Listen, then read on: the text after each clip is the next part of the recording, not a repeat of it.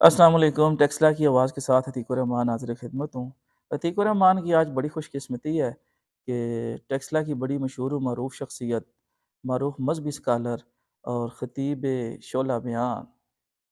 مذہبی رہنما حضرت مولانا مفتی شبیر احمد عثمانی صاحب نوجوان دلوں کی دھڑکن ہے، لیکن اس کے ساتھ ساتھ صرف مذہبی شخصیت ہی نہیں، آج کل بڑی مشہور قسم کے یوٹیوبر بھی ہیں۔ پچھلے دنوں متحدہ عرب امارات کے دورے پہ گئے تھے، عمان میں بھی گئے تھے، وہاں سے انہوں نے بڑے زبردست ولاگ بنا کے بھیجے تھے جو میں نے آپ کی خدمت میں پیش کیے تھے،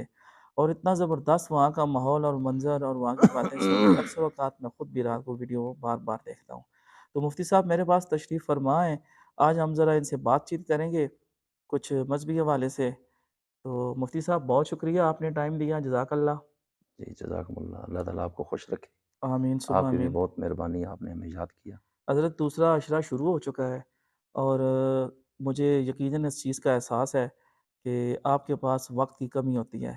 کیونکہ آپ نے مختلف پروگراموں میں جانا ہوتا ہے۔ تو ابھی تو جو اگلے دن آ رہے ہیں یہ آپ کے لیے انتہائی ٹف ہوں گے، کیونکہ جگہ جگہ آپ کے بیانات اور تقاریر اللہ شروع ہو اللہ۔ جائیں گی۔ تو میں مختصر سی گفتگو کروں گا۔ آج کل سوشل میڈیا پہ ایک چیز بہت زیادہ مشہور ہے، اور بار بار یوٹیوب کھولیں، فیس بک کھولیں تو اس پہ پوسٹیں لگی ہوئی ہوتی ہیں، یہ رمضان، آخری رمضان، قیامت کی نشانیاں، یہ زلزلوں کا آنا، یہ ہوا۔ اس حوالے سے تھوڑا سا شرعی نقطہ نظر سے بتائیں، یا ویسے بھی آپ کے پاس جنرل نالج ماشاءاللہ بہت زیادہ ہے، کہ یہ زلزلے واقعی اس وجہ سے آ رہے ہیں یا کیوں آ رہے ہیں، یا شرعی طور پہ ان کی کیا کس وجہ سے زلزلے آتے ہیں؟ بسم اللہ الرحمن الرحیم۔ سب سے پہلے محترم بھائی عتیق الرحمان صاحب، آپ کا بہت زیادہ شکریہ کہ آپ نے مجھ ناچیز کو یاد کیا، اور الحمدللہ ملاقات بھی اللہ تعالیٰ نے کروا دی۔ آپ یوٹیوب کے ذریعے ماشاءاللہ بہت اچھی اچھی ویڈیوز بھی اپلوڈ کر رہے ہیں جو بہت مفید ہیں، اور علمی ویڈیو بھی ہیں کئی حوالوں سے۔ جزاک اللہ۔ مختلف شخصیات کی آپ کے ساتھ وقتاً فوقتاً اس حوالے سے ملاقاتیں اور ان کے انٹرویوز نشر ہونا،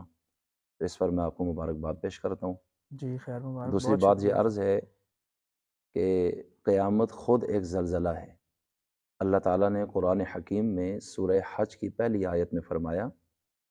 یا ایھا الناس اتقوا ربکم ان زلزلۃ الساعۃ شیء عظیم،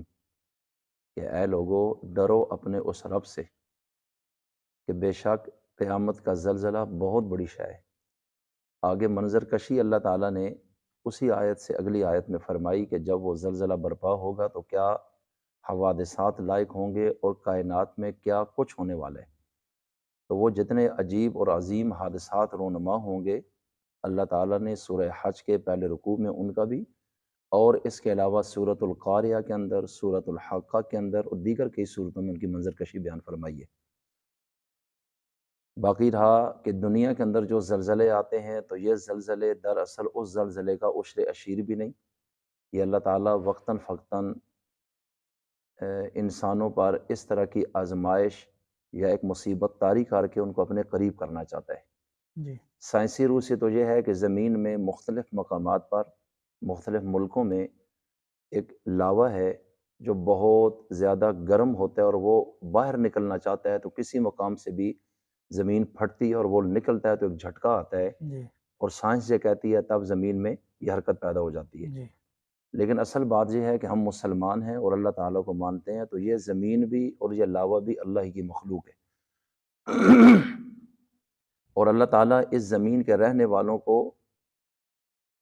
اس زمین پر زلزلہ طاری کر کے اپنی طرف متوجہ کرنا چاہتا ہے کہ اب بھی وقت ہے اس زلزلے سے جو قیامت کی شکل میں آنے والا ہے، اس سے ابھی اس زلزلے کو دیکھ کر تم اس وقت سے پہلے واپس لوٹو، اور میں تمہیں توبہ کا موقع دینا چاہتا ہوں۔ باقی رہا زمین پر اس طرح کے حادثات زلزلوں کی شکل میں، سیلابوں کی شکل میں، طوفانوں کی شکل میں، تو یہ دراصل انسان کے اپنے اعمال کا نتیجہ ہے۔ جی اللہ تعالیٰ نے قرآن کریم سورہ روم میں فرمایا، ظہر الفساد فی البر والبحر بما کسبت ایدی الناس، کہ یہ خشکی اور تری میں، بر و بحر میں جتنا بھی فساد رونما ہوتا ہے، یہ دراصل انسان کے اپنے اعمال اور کرتوتوں کی وجہ سے ہوتا ہے۔ بعض اوقات معاشرے میں فقر و فاقہ آتا ہے، تو حدیث رسول میں ہے کہ زنا جب عام ہوتا ہے تو اللہ فقر و فاقہ لے آتا ہے۔ بے شک بے اسی طرح شک۔ جب ظلم ہوتا ہے تو اللہ تعالیٰ پھر اس ظلم کا جواب بھی اسی شکل میں دیتا ہے، زلزلے پیدا ہو جاتے ہیں، عمارتیں گر جاتی ہیں، کروڑوں پتی صفر پتی ہو جاتے ہیں، اربوں پتی زکوٰۃ دینے والے بن جاتے ہیں۔ جنرل مشرف کے دور میں پاکستان میں جو زلزلہ آیا تو یہ زلزلہ بھی دنیا کے عظیم زلزلوں میں سے تھا، اور ابھی جی، آپ کے سامنے ترکی میں بالکل، شام کے اندر ہزاروں لوگ زمین بوس ہو گئے، فلک بوس بلڈنگیں زمین بوس ہو گئیں، اور اللہ تعالیٰ نے دکھایا کہ میں ہوں اور اصل طاقت میرے پاس ہے۔ بے شک، جتنے بھی بڑے ہیں کائنات میں وہ دراصل بڑے نہیں، وہ بہت کمزور اور چھوٹے ہیں، اور ابھی دیکھو میں نے ذرا سا زمین کو یوں جھٹکا دیا تو کوئی بھی اپنے آپ کو بچا نہیں سکا اور زمین کو تھام نہیں سکا۔ بے شک، آیت الکرسی میں الحی القیوم کہ اللہ زندہ ہے اور قائم رکھنے والا ہے، تو یہ زمین کو دراصل اس نے تھاما ہوا ہے۔ بے جب شک، اللہ ناراض ہوتا ہے تو پھر زمین کی ان واگوں کو ذرا ڈھیلا کرتا ہے اور زمین یکدم حرکت میں آتی ہے، اور آپ دیکھیں مسجدیں بھر جاتی ہیں، لوگ خوف کی وجہ سے اللہ اللہ شروع کر دیتے ہیں، صدقہ خیرات بڑھ جاتا ہے۔ تو کیوں کہ اللہ تعالیٰ اپنی طاقت دکھانا چاہتا ہے بے شک، کہ میں بڑا ہوں، مجھے بڑا مان لو، میرے آگے جھک جاؤ، اور جب انسان اللہ کی مان لیتا ہے تو یہی زلزلے اس کے دھروں سے بھی رک جاتے ہیں۔ بالکل، آپ کے سامنے تاریخ مدینہ میں یہ واقعہ موجود ہے کہ امیر المومنین سیدنا عمر بن خطاب رضی رضی اللہ اللہ تعالیٰ عنہ، عنہ، جن کا دور خلافت سن 24 ہجری یکم محرم پہ ختم ہوا اور شروع ہوا جمادی الثانی کے 13 ہجری میں حضرت صدیق اکبر کی وفات کے بعد، جی، تقریباً 10 سال کے قریب کا یہ عرصہ آپ سمجھ لیں، جی، اور کس قدر عدل و انصاف کا نظام تھا کہ امیر المومنین مدینہ منورہ میں کھڑے ہیں اور زلزلہ آیا، اور انہوں نے غصے میں اپنا درہ کوڑا جو ہاتھ میں تھا لوگوں پر انصاف قائم کرتے تھے، عدل قائم کرنے کے لیے وہ ایک روب کا پیمانہ تھا، یکدم زمین پہ مارا اچھا، کہ عمر نے تیرے اوپر عدل قائم کیا، ظلم نے کیا تو تجھے احتجاج کا حق نہیں ہے،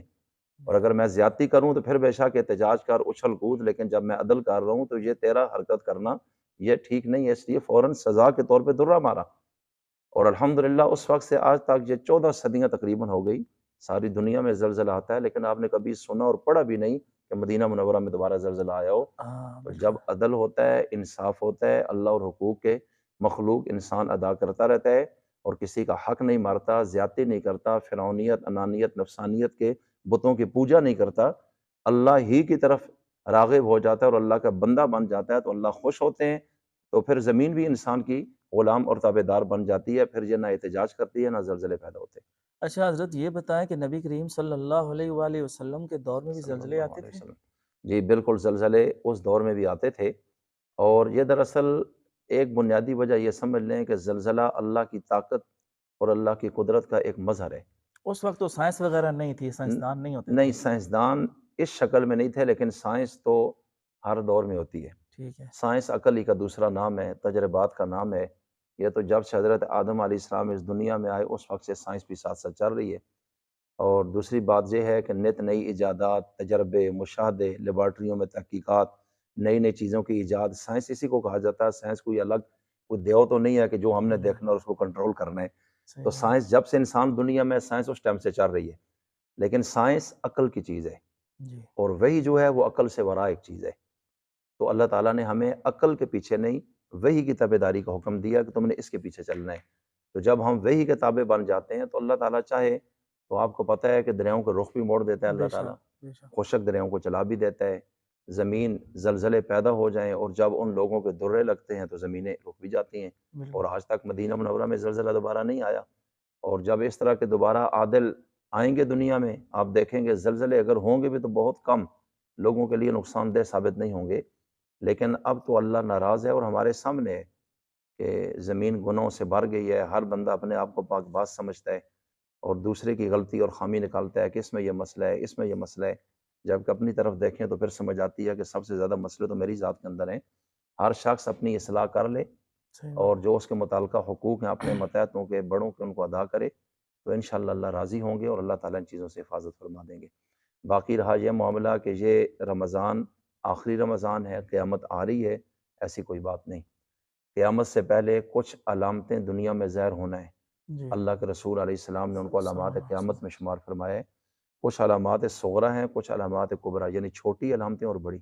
جی، کئی ان میں سے ظاہر ہو گئی ہیں۔ مثلا نبی کریم علیہ السلام کا صلی اللہ قیامت علیہ سے وسلم، پہلے آنا یہ لازم تھا، اس سے پہلے نہیں آ سکتی، اور حضور تشریف لے آئے۔ بے شک، اسی طرح قیامت سے پہلے سورج مغرب سے نکلے گا، ابھی تک وہ چیز پوری نہیں ہوئی۔ جی، ایک جانور زمین سے نکلے گا، قرآن پاک میں ہے، جسے دابۃ الارض کہتے ہیں، اور وہ لوگوں سے باتیں کرے گا کہ قیامت قریب ہے اور تم ابھی تک اپنے کھیل اور تماشے میں لگے ہو، تمہیں کیوں نہیں اچھا، خدا کا خوف تیاری کیوں نہیں کرتے؟ اور وہ زمین پر یوں پھر کر لوگوں سے باتیں کرے گا، اور لوگ حیران ہوں گے کہ یہ جانور ہم سے باتیں کر رہے، اور جی، ظاہر بات ہے ابھی تک وہ نشانی ظاہر نہیں ہوئی۔ جی۔ پھر امام مہدی علیہ السلام کا آنا قرب قیامت میں، یہ ایک اچھا، بڑی حضرت نشانی مہدی ہے۔ علیہ السلام سے بات یاد آ گئی کہ سوشل میڈیا بھرا ہوا ہے کہ مہدی علیہ السلام کا ظہور ہو چکا ہے، جی میں آ چکے گزارش ہیں، کرتا یہ ہوں، ذرا اس حوالے سے اہل بتائیں نا؟ سنت والجماعت کا یہ عقیدہ ہے کہ امام مہدی کی پیدائش ہونی ہے، ہوئی نہیں ہے ابھی، امام مہدی کی پیدائش ہونی ہے، ہونی ہے۔ لیکن اس سے پہلے جو جو نشانیاں ہیں کہ یہ پوری ہوں گی تو وہ ہوں گی، ہمارے اساتذہ کا یہ کہنا ہے کہ وہ نشانیاں مکمل ہو گئیں، اچھا، عین ممکن ہے وہ پیدا ہو چکے ہوں، لیکن ظہور ان کا 40 سال کی عمر میں ہوگا، ٹھیک ہے، ممکن ہے وہ بھی موجود ہوں دنیا میں، جی، لیکن وہ اس خاص وقت پر حرم کے اندر ظاہر ہوں گے، اور جو اللہ والے ہوں گے وہ ان کو پہچان لیں گے، اور اچھا، آسمان سے آواز آگے آئے گی، ھذا خلیفۃ اللہ المہدی، یہ اللہ کا خلیفہ مہدی ہے، اور پھر ان کے ہاتھ پہ بیعت ہوں گے۔ تو سبحان اللہ، جو مہدی ہوگا وہ مہدی ہونے کا دعوے دار نہیں ہوگا، وہ تو چھپائے گا اپنے آپ کو، اچھا، اچھا، لیکن اچھا، اللہ والے جو ہے نا اس نور بصیرت کے ساتھ ان کو پہچان لیں گے، سبحان اللہ۔ اور یکدم آسمان سے آواز آئے گی، اور یوں قدرت کی تائید حاصل ہو کر امام مہدی کا ظہور دنیا میں ہو جائے گا۔ ہم مسلمانوں کو مہدی علیہ السلام کے دور تک زندہ رہنے کی تمنا کرنی چاہیے یا نہیں کرنی چاہیے؟ جی بالکل تمنا رکھنی چاہیے کہ، لیکن وہ ضروری تو نہیں ہماری تمنا کے مطابق وہ دنیا میں آئے، نہیں، وہ ایک لیکن ہوتا یہ ہے ایک نا، خواہش ہے۔ ایک جیسے خواہش ہونی چاہیے جیسے نا۔ ورقہ بن نوفل،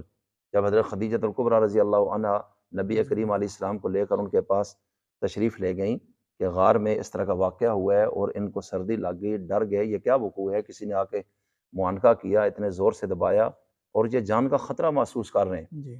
تو انہوں نے اس وقت یہ بات کی کہ یہ شخصیت جو ان کے پاس آئی ہے تو حضرت موسیٰ کے پاس بھی آتی رہی، جی، اور کاش اس وقت میں زندہ ہوں جب ان کی قوم ان کو اس کے شہر سے نکال دے گی تو میں ان کی تائید کروں اور ان کے ساتھ کھڑا ہو جاؤں۔ ہاں، تو میں عرض یہ کرنا چاہتا ہوں کہ ورقہ کی موت تو اپنے وقت پہ ہے، جی، لیکن انہوں نے حضور کی نصرت اور تائید کی ایک تمنا تو کی تھی، تمنا کی وہ تھی، الگ بات ہے اس وقت تک وہ زندہ ہیں، لیکن اللہ نے اجر ان کو دے دی ہے۔ بے شک، اس لیے اگر آپ یہ تمنا رکھتے ہیں کہ امام مہدی آئیں اور میں ان کے لشکر میں شامل ہو کے ظلم اور جور کے خاتمے کے لیے ان کے ساتھ کھڑا ہو کر میں جہاد کروں، ان کا حمایتی بن کر اور ظلم کے خلاف کھڑا ہو جاؤں، اللہ مجھے موقع دے، میری تمنا جی، ہے، تو بالکل تمنا کرنی چاہیے، مانگنا چاہیے، اللہ تعالیٰ سے کچھ بعید نہیں، اللہ سب کچھ کرنے پر قادر ہے۔ بے شک۔ اچھا اور حضرت، امام مہدی جب آئیں گے اس کے بعد ایک وقت آئے گا، پھر دجال کا ظہور ہوگا، پھر حضرت عیسیٰ علیہ السلام آئیں گے دجال کے قتل کے لیے، پھر حضرت عیسیٰ کی شادی ہوگی، پھر حضرت عیسیٰ کے بچے ہوں گے، ایک مدت مدید وہ ادھر رہیں گے، پھر ان کا جنازہ ہوگا، حضور کے روضے میں دفن ہوں گے، اور اس کے بعد ایک زمانہ آئے گا تو تب جا کے وہ بڑی قیامت قائم ہونی ہے۔ اچھا، اس اچھا، لیے اس رمضان کو یکدم آپ کس طرح آخری رمضان کہہ سکتے ہیں کہ ایک سال میں تو اگلے رمضان تک سارا کچھ نہیں ہو سکتا؟ اس حساب میں دیکھا جائے تو ابھی قیامت آنے میں یوں اگر کہا جائے یہ تو آپ سمجھ لیں کہ آپ بوڑھے پانچ بھی چھ ہو سو سکتے سال ہیں، لگ آپ سکتے بوڑھے ہیں، بھی ہو سکتے ہیں، اور ممکن ہے کہ آپ کے بیٹے مجیب کے بھی آگے پوتے پیدا ہو چکے ہوں، یعنی کہ 500-600 سال لگ سکتے ہیں۔ ممکن ہے پہلے بھی ہو جائے، 100 سال کے ہاں، اندر بھی ہو سکتے ہیں۔ تو دوستو یہ جو سوشل میڈیا پہ چیزیں چلتی ہیں وہ ویسے محض انہوں نے اپنی رینکنگ بڑھانے کے لیے اس طرح کی ویڈیو چلاتے ہیں، تو ابھی قیامت آنے کی کوئی وہ نشانیاں نہیں ہیں۔ لیکن وہ قریب ہے، اس کی تیاری رکھنی چاہیے، اتنا بیغم نہ ہو جتنا یہ آپ کو بیغم کر رہے ہیں، ہاں، اپنے تیاری اعمال رکھنی ٹھیک چاہیے۔ کرنے چاہیے تو باقی پھر یہ ہے کہ جس شخص کی موت آتی ہے نا اس کی قیامت تو قائم ہو گئی، ہاں، اس کیونکہ کے اس کے لیے تو بعد قیامت وہ ہی ہوگی۔ عمل تو کر نہیں سکتا، لہٰذا موت کا کوئی پتہ نہیں کہ کس لمحے اس نے آنا ہے، لمحہ متعین ہے، ہمیں علم نہیں دیا گیا، اس لیے من مات فقط قامت قیامت، کہ جو مر گیا اس کی قیامت تو قائم ہو گئی، اس لیے آپ یہ سمجھیں جو چھوٹی قیامت ہے نا یہ تو انسان کی اپنی موت کے ساتھ ہی آ جانی ہے، اس کے بعد چونکہ واپسی کبھی نہیں، اس لیے تیاری پوری رکھنی چاہیے آخرت کی۔ حضرت سوالوں پہ سوال ذہن میں آ رہے ہیں، مرنے کے بعد کیا ہوگا